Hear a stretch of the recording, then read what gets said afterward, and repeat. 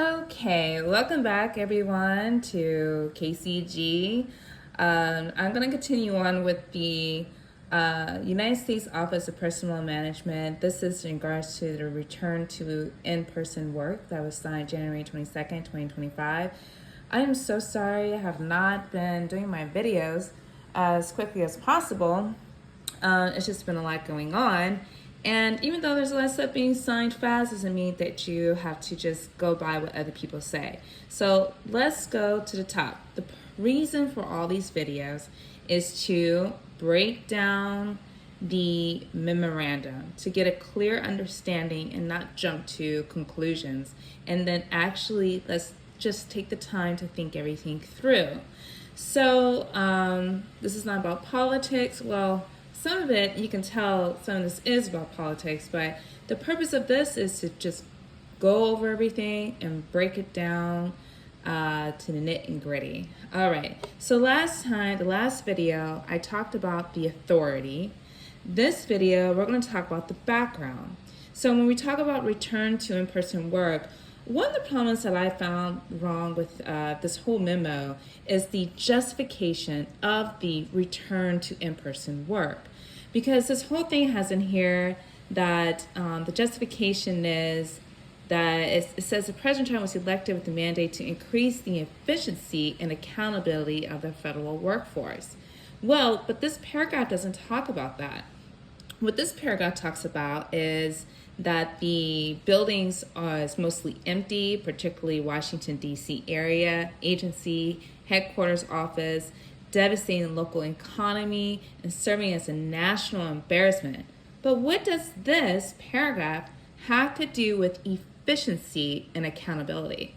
I mean, if I was President Trump, I would fire this person because this is not what his directive was. He said efficiency and accountability, focusing on the economy and how it's an embarrassment to empty buildings has nothing to do with the other.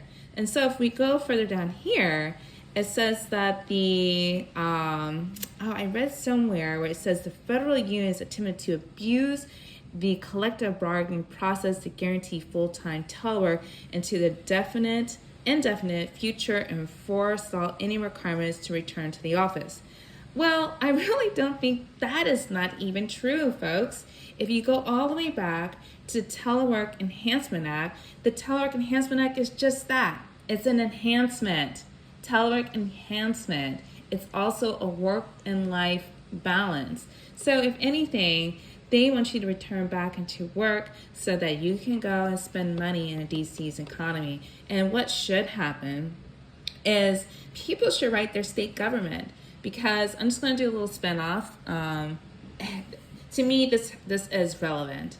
So if we're more focused on the economy of DC, well, let's back it down then. Then every governor of each state should ban all these self-checkouts, because the self-checkouts hurts the economy.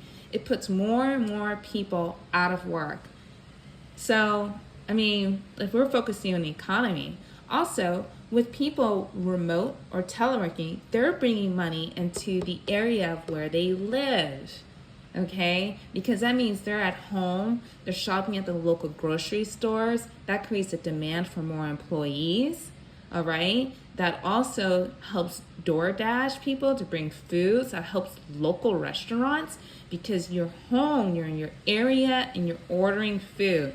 The efficiency of teleworking is if there's a snow day, well, you're home and you're still working if there's a snow day. And then you have the contingency of operation. So if you're rescinding the telework and remote, what is the contingency of operation if something was to happen? So the Telework Enhancement Act still exists, okay? And this right here, this letter alone, the background alone is going to be the fall of a lot of, if anything, it's going to be a justification for a lot of federal employees to file a lawsuit. And that's it. I think next time I will go further down, but for now, I want you to stop here. All right? I hope you guys make your right decision on anything that you're doing going forward. Thank you. Thank you for listening. Please, please share and like, and most importantly, subscribe. What is a contractual agreement? Well, let's look at the definition. If we go here to the Cornell Law School and you look up contract, it defines the meaning of an agreement between two people. In addition to, let's look at the definition for agreement and what that means. So when you look at your firm offer, see, a tentative offer is not an official agreement because it's tentative. It means it can possibly change. Salary negotiation can change, location can change, anything can change. But a firm offer is the agreement. It's the agreement between two people, and that is considered, in my opinion, a legal agreement. So if a person has on there that their salary is supposed to be set as this, it cannot change once a person comes on board.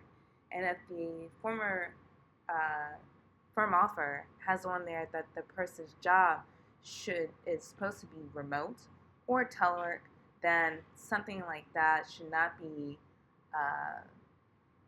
terminated due to the economy. It has nothing to do with the person's performance. All right, so this is a wrap up again. Thank you for listening. Again, I am not a lawyer, just an HR consultant, advisory on the guidance and policies that are out there as they come out. I just want to take the time to actually break everything down. So thank you for listening. Please like, subscribe, and share. Thank you so much. Have a nice day.